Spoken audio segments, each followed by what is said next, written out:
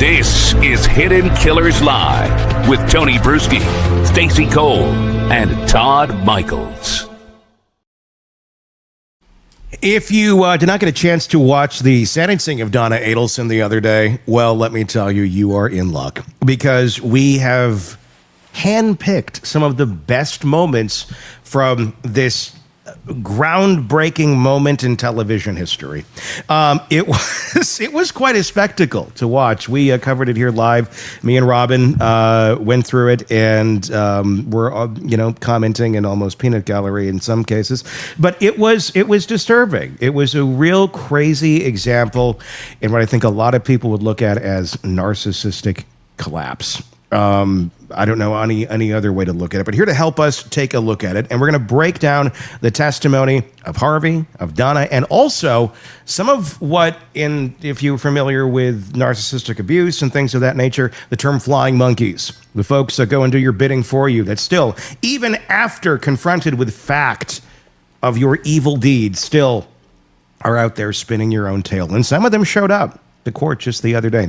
Shavaun Scott, psychotherapist and author, joining us to do just that. Have you had a chance to dig into any of the sentencing the other day, or is this going to be the first time you're seeing some of the joys of the Donna Adelson? I did watch quite a bit of it. I'm not sure if I saw everything, but I did see some of the various friends coming up and offering their 2 cents, and then I certainly saw Harvey and Donna.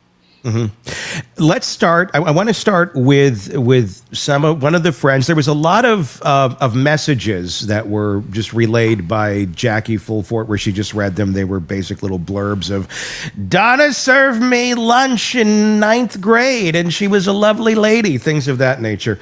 But then you had one, and they led with this one. This is a gentleman who was in their life quite a ways back. Even at the beginning is also going to say, when we listen, had not had a lot of interaction with them over the last 20 years, which I think is an important distinction to make and understand. But he also makes a lot of distinctions about who he is. And I'm not here to judge this man or say he's right or he's wrong. I think it's about perspective, and I think trying to understand, if you don't have a lot of experience with these people in the last 20 years, I guess why are you testifying on their behalf at their trial? But nonetheless, let's take a listen to this, and then we'll talk about what might be going through someone's mind if you're vouching for Donna Adelson. Let's take a look at this. Let me swear you in again, sir. Please raise your right hand. Do you swear or affirm the testimony you will give today will be the truth? I do. You can lower your head. If you're examining the witness, or is he reading a statement? He's going to present a statement, Judge. Dr. Graber, you may proceed at this time. Thank you, Your Honor. I appreciate the opportunity to come and speak on behalf of Donna Adelson. If I can, let me just brief description of who I am, my background. I've been a friend of the Adelson family since 1979. First 20 years I knew them, we were actively engaged in many activities. In the last 20 years, I haven't seen them that much until this trial became apparent to me. And my background is I'm a medical doctor practicing obstetrics and gynecology, 45 years here in Florida. I was also a state legislature from 1988 to 96, representing Coral Springs and parts of Broward County. I was the county commissioner in Broward County and mayor of Broward County for 1 year in 2006. Also a professor at the University of Florida Medical School and the University of Miami Medical School in clinical OB/GYN. And I'm here to speak today on behalf of Donna Adelson, the person I've known for a great deal of time. Hi Donna. Just want to say hi. I'm sorry I can't be there to hug you. And I'm sorry we didn't get to have that dinner after your trial was over. But I'm here to, on your behalf, to let you know that you have friends, and I believe in you. Let me say that, Tom, I never thought we'd be here at this situation when I first met you. Right. It was a total shock to me and to our families. And it's a tragedy for me to have to be here to talk about this. I feel very bad for your family, for the Markel family, for the tragedy everyone's experiencing. To me, I've been following this for 2 years. It appears to be a dissolution of two families. My background is similar in many ways to both families. Like Ruth Markel, I'm the son of Holocaust survivors. I actually was born in Germany at a displaced persons camp. Came to the United States at the age of 18 months. So like the boys, Lincoln and Benjamin, I don't have a lot of recollection from the first beginnings of my time in the United States, but they don't have the recollection of their father, which is very sad to me. But they do have families, and I had family. And we have to learn a great deal from our tragedies as we come back into life. My distress is not just for Donna and the Adelsons, but for the Markels as well, and especially for 3 generations of each family, which I see in tragic downward swing. And yet, I did meet Lincoln and Benjamin at the bar mitzvah last year, and I got to meet those 2 boys, wonderful boys. Unfortunately, I never got to meet Dan Markel, but I have read many of his articles. Very impressive, very brilliant, very talented man who made some very good points about the law and about compassion in the law, which he felt could be improved. And I agree with that. So part of what I'd like to say today is basically that I do believe that Donna is a victim of not just circumstance, but has been actively exploited by parties involved in this case. I believe she was exploited by her son.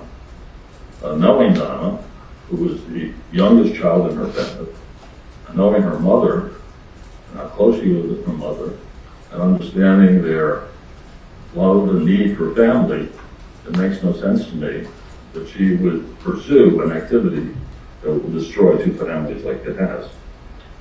However, having known her son and some of his issues, I believe Donna, in her own naive way, trying to be a loving mother, is subdued by guilt, by silence, by denial, and perhaps even active exploitation, and used for activities she had no part of.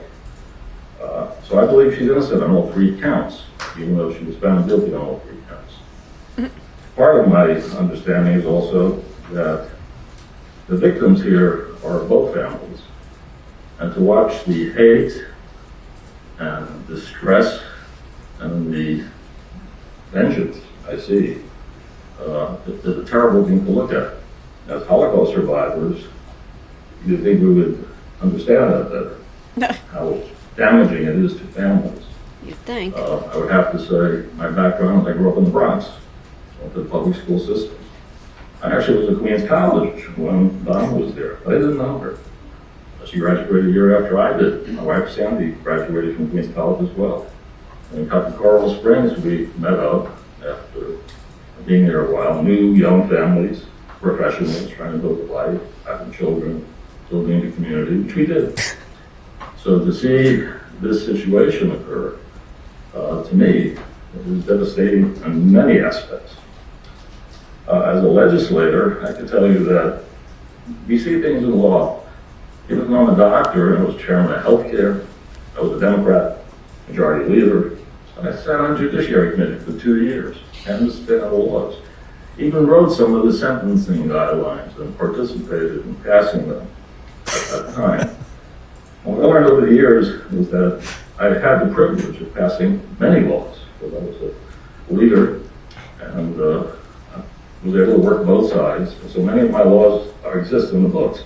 I get calls from judges periodically asking me about the intent of the law when I wrote it, because they have a case and it's come down to what did you intend to happen from this law. And they would ask my opinion, and they would use that information.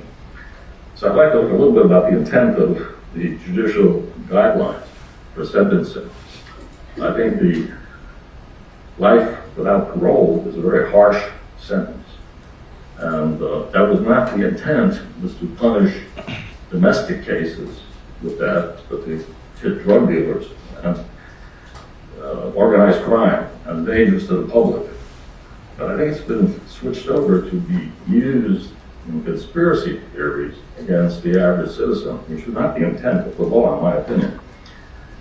Second of all, I think that it's unfortunate that this case has gone into so many new victims. And we've already, you have 4 victims who have been found guilty of murder.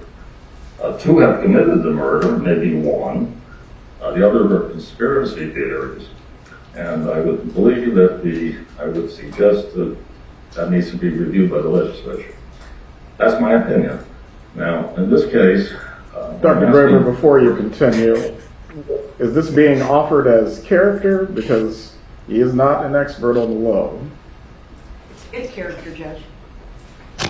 Very well. Thank you, Tom. You may continue, Doctor. yes, that's my opinion from my background. That's not, I'm not giving a professional opinion. I'm giving my personal opinion from experience. It's when the music plays you out at the What I'm asking award the show. court today, Right, is, it's me, time. The court, the judicial system, the power of the judicial system is in the judge. And it is the judge who is the presenter of a safety net for the public Okay. to show some compassion when the cold This guy's written law, insufferable. Yeah, he is. every box checked off, shows no compassion. Where does the compassion come from? It should come from the judge, it should come from the jury. And I think that maybe that's something. Imagine we being have on a to date with this consider. guy. So Sitting at a what bar I'm saying is and like that he's I next to believe you. Like, oh, would you just shut up already? Asked our mother I'm out. did everything she could do for her kids, for her family, for her community. She has no bad intentions. She's not a leader. She's a baby in her family. She's always been the follower. Yes, she makes noise and she complains, but that's not her behavior. This is not her profile. So I understand that nothing can be changed, but I want to put on record that I believe she is innocent of these 3 counts, and we believe her. With that, I would have to say, sometimes bad things happen to good people. Jesus. This is one of those cases. Bad things happen to good people. For the families, I would ask, beg them, think about the 2 boys. Dad's not here, but a piece of him is here, and those 2 boys. And their future, they're both teenagers now, their future depends a lot on what's going on here, and how they're going to be perceived in the future, and how they will interpret the future based on this. So I think it's time for some compassion, some understanding, some forgiving. Perhaps it's time to take a step back and let everyone heal from this process. With that, I say to you, Donna, Samuel and I love you, we support you and the family, and we hope for you the best. God bless you. And Your Honor, thank you for letting me speak. There you go. Wow. So that was the doctor, one of their friends from a long time ago, I guess, speaking on their behalf. There was a lot to unpack there. Shavaun, what the hell did we just see? I just kept thinking mansplaining. Yes. I mean, this guy likes to hear himself talk, doesn't he? He said as much about himself as he said about Donna. But yeah, good term would be flying monkey, somebody that's bought into the story and has an emotional investment in trying to save her and do her bidding. So if I would have been wanting to edit that speech, that was unfortunate. Yeah. It felt like he was just kind of like riffing and didn't really know what he was going to say to a certain, or like he had kind of an outline, but then it's like, I'm going to go everywhere. I'm going to grab this. I'm going to grab that. I'm going to pull this in. I guess the question would be, if you haven't been that close to these people in 20 some years and your memories of her children are like children, little kids, and to be able to make these assumptions of she's exploited by her son and somehow downplaying the death of her grandkid's father, because he lost his father too. There was some of that going on in there too, I believe, where it was I've been through tough times too, and they can get through. I mean, I'm paraphrasing, but what the fuck was that? Yeah, I think as we're looking so much in this case of the narcissistic kind of tendencies that people have, this sort of screamed that too. It was loud and clear that this guy has certainly some similar tendencies. Some similar tendencies. Yeah. Do the flying monkeys typically believe the story, or are they're buying into it and they'll go along with it and nod their heads? Or are they fully 100% all in? Yeah, it'll vary, but I think most of the time they really believe the story. They've bought into the reality, kind of that extended narcissistic system. And people like that find other people like that, and people who have a need to latch on. So I think usually they do buy it.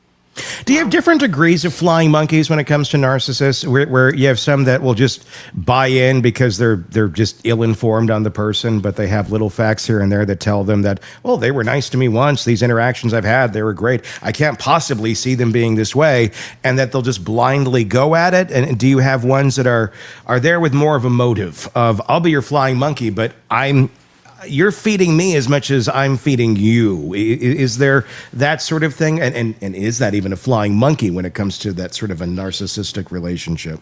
Yeah, and I don't usually use terms like flying monkeys because that's putting a really simple box around something that's way more complicated than it is. Sure. And so I think you nailed it. Different people have different motivations. Some are actually basking in the glow. They see the narcissistic person as this wonderful, perfect being, and they feel this sense of, empowerment, or that it rubs off on them. And I see that a lot. It's like, I want to be like this person, so I'm becoming their ally. And some are just really naive and dumb and believe the story that they're told. And it's hard to know because, you're going to have all different ones for all different purposes here. And obviously, can't diagnose this guy. I mean, I just feel like, okay, this seemed like a platform for him to talk.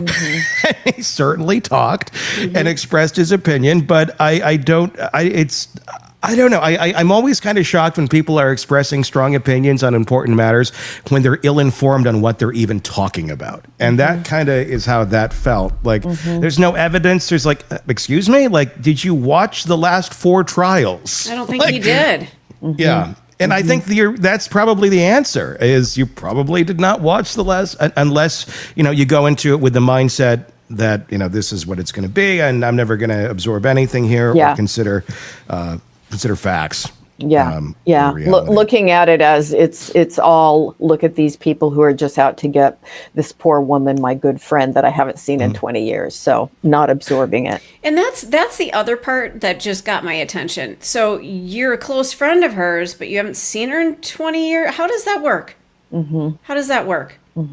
Well, that's the trend with a lot of narcissists, though, too, is it not? I mean, it's kind of a cycle of friendships that are gone through, and some ending with bridges being set ablaze, others just off into the night. I wonder what happened to that person. And I'm kind of feeling like this might be more one of those, I wonder what happened to that person type relationships. Until you see them in the national headlines and go, I should probably reach out and see what's going on. I wonder if I can speak at their sentencing. Right? Right? It's the first thing that runs through my mind when I see an old friend in the headlines. Like, could this be a platform? I could talk about how I was a legislator in the 1990s. Harvey Adelson did not testify as a husband or trying to offer comfort. He testified as a man unraveling, angry, wounded, and still completely tethered to a version of reality where his wife, Donna Adelson, is the real victim, not Dan Markel. Well, now he has to cook dinner, Tony.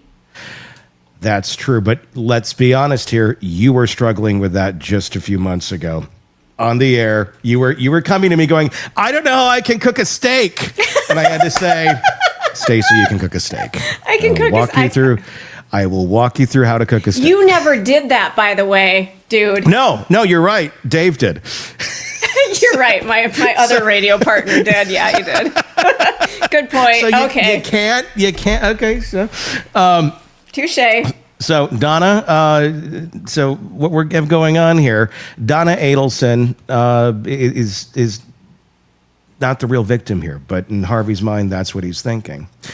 Not Dan Markel, not the grandchildren, not the justice system, just Donna. And by extension himself. For nearly 5 minutes, Harvey pled with the court to believe that his wife is innocent, that Dan's parents are liars, and that this was all the result of a biased judge and media frenzy.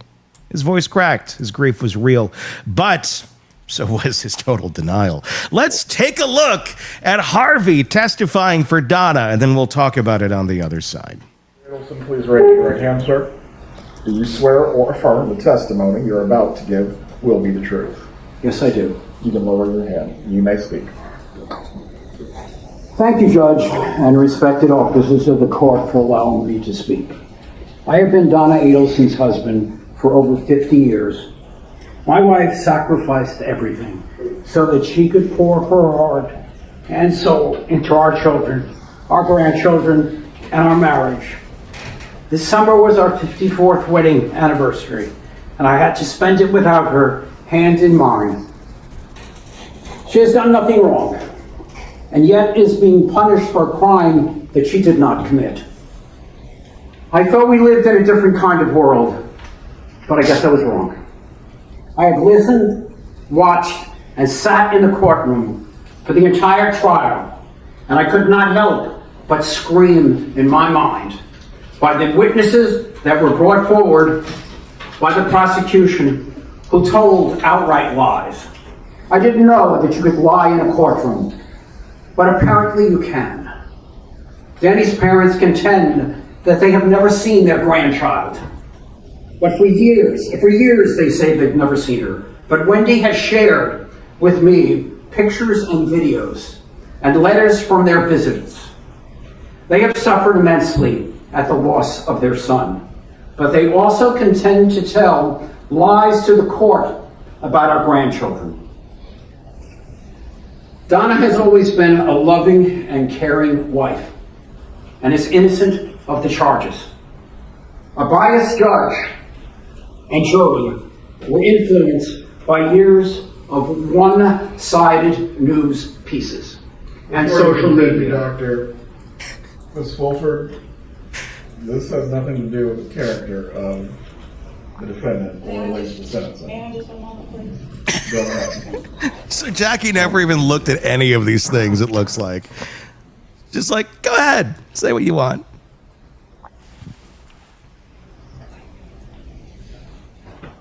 So they spent some time, and it was longer than this, going through it.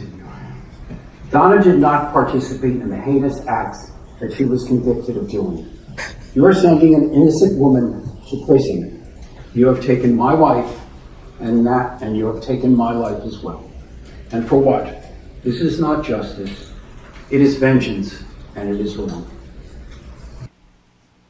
What do you think is going on with Harvey? Honestly, I mean, this looks really narcissistic. It looks really self-centered. I mean, and I would say the fact that he's actively attacking the opposing family of the son who's dead is a pretty narcissistic move.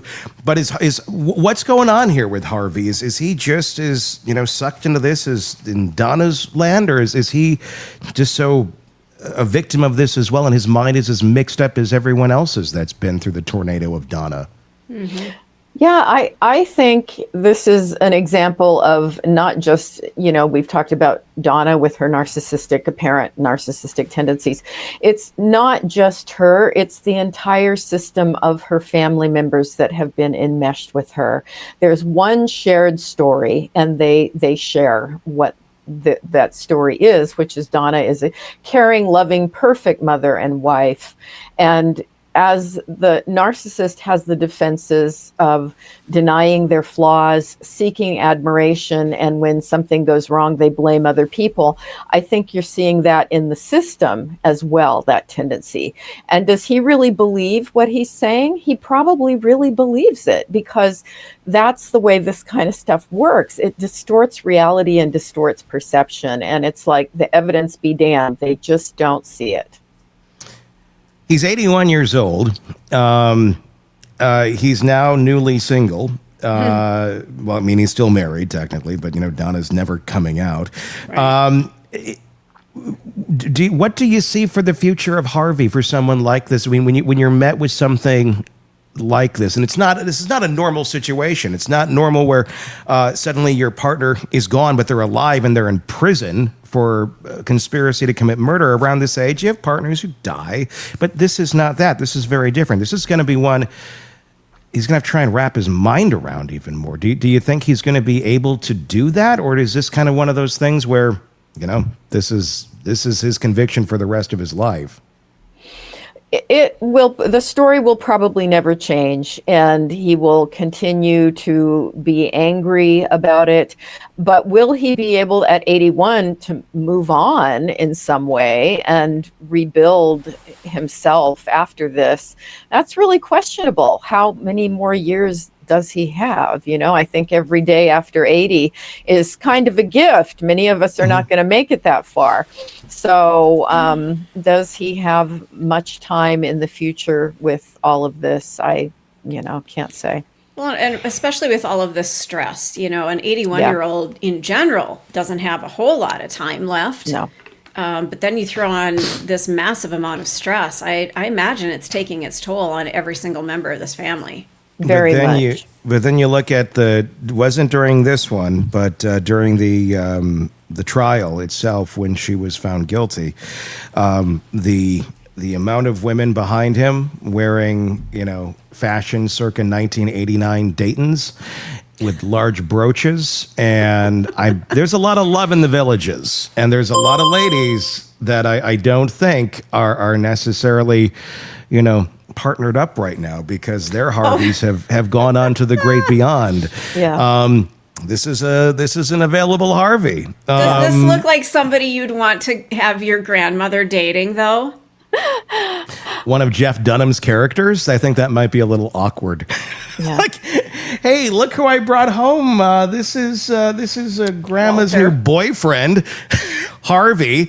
Yeah. The women are swooping in with casseroles, a different casserole every night for helping him out, undoubtedly. But one of my dear friends is a gentleman who's 86, and for his 80th birthday, he threw himself his own funeral because he wanted to hear what people were going to say about him, and people flew from all over the country to come to this big party funeral. And guess what? He's now 86, and so he's going to have to do it again if he makes it to 90. And he's got a girlfriend, and they have an active sex life still at 86. So it's hard to say, but he didn't think he'd live that long. So get it, boy. Yeah. There might still be some fuel in old Harvey yet. There might be. There might be. Didn't they do that? Forgive me here if you're not Gen X or older, but didn't they do that on Little House on the Prairie?